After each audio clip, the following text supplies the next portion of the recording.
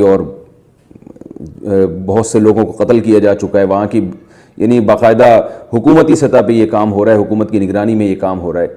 تو یہ ایک بالکل ایک غیر انسانی بل کا پاس ہونا اسمبلی کی اکثریت کے ساتھ، اور اس طرح سے پھر حکومت کی نگرانی میں پولیس کے ذریعے لوگوں پہ ظلم کرنا، تو یہ بہت ہی گندا سلسلہ ہے جو انڈیا میں شروع ہو چکا ہے.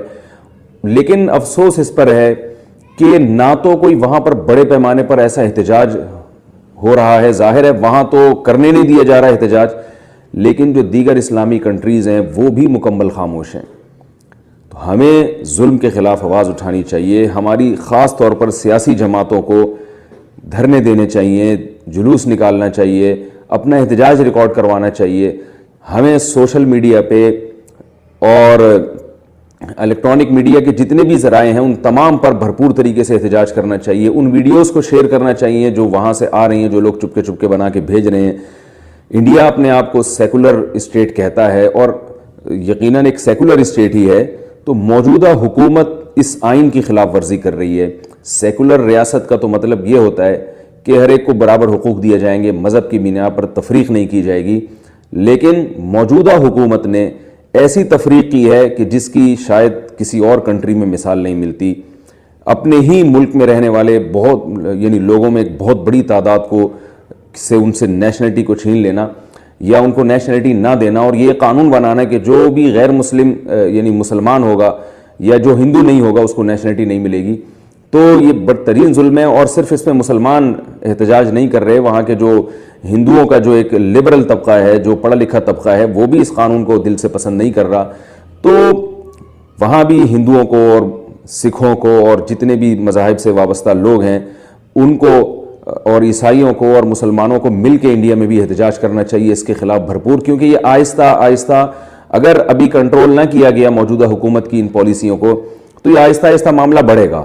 آپ اگر اس وقت ہی اس لا کو کچل دیں عوام اپنی اکثریت سے اور عوام اپنی رائے سے، تو یہ سلسلہ آگے نہیں بڑھے گا، ورنہ یہ سلسلہ بڑھتے بڑھتے انڈیا کو تباہ کر دے گا. یہ کیونکہ جب اس طرح سے ایک ملک کے اندر اتنی بڑی تفریق اپنے ہی ملک کے لوگوں کے ساتھ ہونا شروع ہو جائے تو اس سے بغاوتیں یقیناً پھیلتی ہیں، بغاوتیں کامیاب ہوتی ہیں. موجودہ حکومت تو کس کے اشاروں پہ یہ کام کر رہی ہے یہ تو ساری دنیا جانتی ہے، لیکن یہ موجودہ حکومت نہ صرف یہ کہ مسلمانوں کے ساتھ اور اقلیتوں کے ساتھ ظلم کر رہی ہے، یہ انڈیا کا بھی بیڑا غرق کر رہی ہے.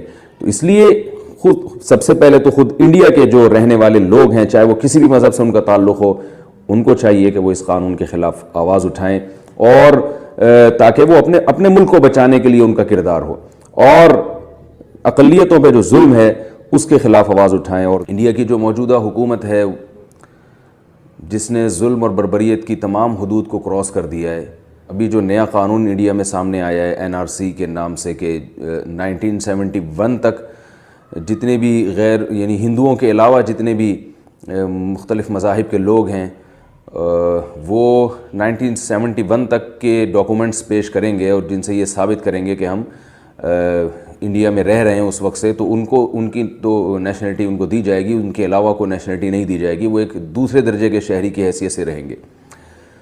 اب ظاہر ہے انڈیا میں زیادہ تر تو مسلمان ہی ہیں، اس قانون سے سب سے زیادہ متاثر مسلمان ہوں گے.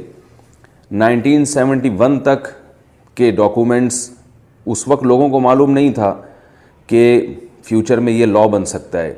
آپ خود سوچئے کہ کیا اس وقت کے ڈاکومنٹس ہر شخص نے محفوظ رکھے ہوں گے اپنے پاس، اور پھر ظاہر ہے اس وقت جو ڈاکومنٹس تیار ہوتے تھے وہ کمپیوٹرائز نہیں ہوتے تھے، اس میں اسپیلنگ کی کیلکولیشن کا ایشو بھی کھڑا کیا جا سکتا ہے کہ اس وقت ڈاکومنٹ میں ایک اسپیلنگ میں نام میں کوئی ABCD کا ایک فرق بھی آ گیا تو اس کی وجہ سے بھی ڈاکومنٹس کینسل ہو سکتے ہیں.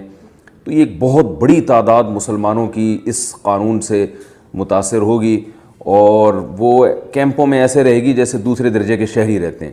اس کے بعد دیگر اسلامی ممالک کی بھی ذمہ داری بنتی ہے، جن میں سب سے پہلے تو ہماری ذمہ داری، ہم اس کے انڈیا کے پڑوس میں ہیں، ہماری ذمہ داری بنتی ہے کہ ہم سوشل میڈیا کے ذریعے یا ٹیلی ویژن کے ذریعے یا کسی بھی طرح سے جو سیاسی لوگ ہیں وہ سیاسی سطح پہ، حکومتی سطح پہ اب آواز اٹھائے اور اس مسئلے کو بین الاقوامی عدالتوں میں لے جایا جائے، دھرنے دیے جائیں. خاص طور پر یہ جو سوشل میڈیا کے احتجاج ہے اس کی بھی آج ایک بڑی ویلیو ہے، اس سے بات وائرل ہوتی ہے، پھیلتی ہے، اس کو زیادہ سے زیادہ شیئر کیا جائے. اللہ تعالیٰ سے دعا ہے کہ ہمارے ان مظلوم بھائیوں کی اللہ مدد فرمائے. ان پر جو ظلم ہو رہا ہے اس پر اللہ تعالیٰ ظالموں کو اللہ ہدایت عطا فرمائے، اور جو ظالم ہدایت کے قابل نہیں ہیں ہماری دلی دعا ہے کہ اللہ تعالیٰ ان کو تباہ و برباد فرمائے. انڈیا سے میں نے عرض کیا کہ بہت زیادہ آڈیوز اور میسیجز لوگوں کے آ رہے ہیں، سینکڑوں ہزاروں میں ان کی تعداد ہے. میں ان میں سے صرف ایک میسیج آپ کو پڑھ کے سناتا ہوں. اللہ کے واسطے مفتی صاحب تک یہ سب پہنچائیے اور اس پر بیان کرنے کو کہیے کہ اسٹوڈنٹس CAB اور NRC کے خلاف شانتی سے پروٹیسٹ کر رہے ہیں لیکن پولیس ان پر ظلم کر رہی ہے. تو جو بھی احتجاج کر رہا ہے نا وہاں پہ، تو پولیس اس پر بجائے ان کو سیکیورٹی دینے کی الٹا پولیس بھی حکومت کا ساتھ دے کے ان پہ ظلم کر رہی ہے. تو ایسے بہت سارے میسج آ رہے ہیں، یعنی مظلوم کو پر ظلم بھی کیا جا رہا ہے اور اس کو گلا گھوٹا جا رہا ہے، اس کو آواز اٹھانے کی اجازت نہیں دی جا رہی ہے. تو جب بہت بڑی تعداد میں لوگ سڑکوں پہ نکلیں گے اور موجودہ گورنمنٹ کے اس فیصلے کے خلاف آواز اٹھائیں گے تو یہ نوبت نہیں آئے گی. تھوڑے لوگ اگر احتجاج کریں گے اور حکومت کے اس فیصلے کے خلاف آواز اٹھائیں گے تو پھر پولیس جو ہے وہ ان کے گلے کو دبا دے گی، ان کی آواز کو دبا دے گی. دیکھیے جب بھی کسی ملک میں یہ ظلم ہوتا ہے، اس طرح کا ظلم خاص طور پر مسلمانوں پر، تو عالمی دنیا اکثر خاموشی اختیار کرتی ہے. تو ان مظالم کے خلاف عوام ہی کو اٹھنا پڑتا ہے، عوام ہی کو تحریک چلانی پڑتی ہے، عوام ہی کو احتجاج ریکارڈ کروانا پڑتا ہے. عوام کے احتجاج کے بعد ہی بین الاقوامی قوتیں انوالو ہوتی ہیں.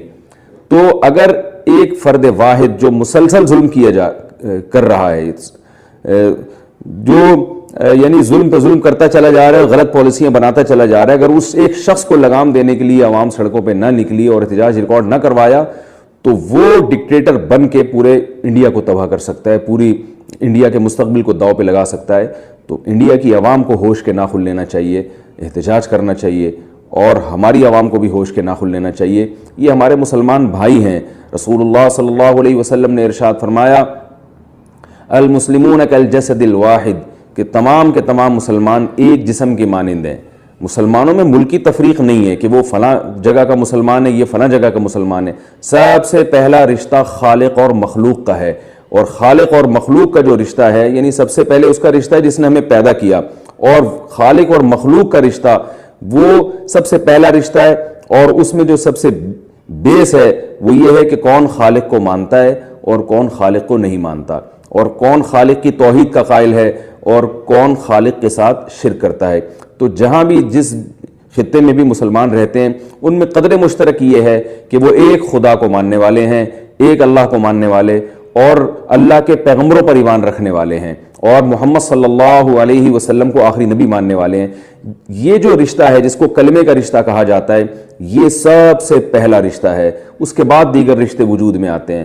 تو نبی صلی اللہ علیہ وسلم نے اسی رشتے کو ڈیفائن کیا کہ جتنے بھی مسلمان ہیں دنیا میں ایک جسم کے مانند ہیں. آپ صلی اللہ علیہ وسلم نے فرمایا جسم میں کسی ایک حصے کو تکلیف ہوتی ہے تو پورا جسم اس سے متاثر ہوتا ہے. آپ کی آنکھ میں تکلیف ہے تو یہ نہیں کہ آپ کا ہاتھ آرام کر رہا ہے، وہ بھی متاثر ہوگا، آپ کی پوری نیند اڑ جائے گی، آپ ہر وقت بے سکونی میں ہوں گے.